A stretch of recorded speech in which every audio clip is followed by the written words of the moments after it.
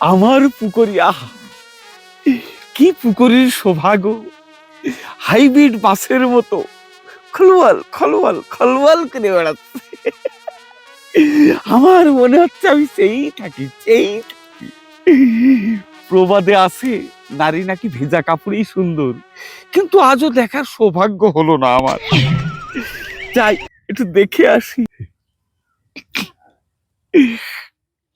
আহ, কেউ আবার দেখছে না তো?